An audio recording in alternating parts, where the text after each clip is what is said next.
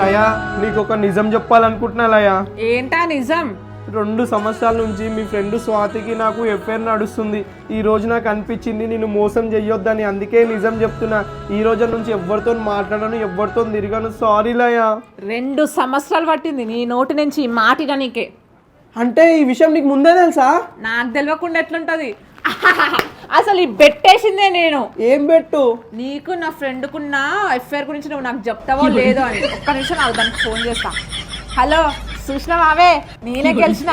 మా ఆయన ఎప్పటికైనా సరే నాకు నిజం చెప్తాడు. నా 500 నాకు కొట్టేసాయి. 500 కోసం నువ్వు పెట్టేసినావా? అవును. 500 కమాయించినావా ఇప్పుడు? సరేనే, ఇలాంటి 500 బెట్లు ఇంకా మస్తు పైసలు కమాయించుకోవచ్చు మనం కదా. ఇంకా 2-3 ఫ్రెండ్స్ ఉన్నారు, వాళ్ళకి కూడా బెట్టేస్తా. మస్తు జువాడ చేసి మస్తు సంపాదిస్తాం. నువ్వు అట్లనే ఉండు.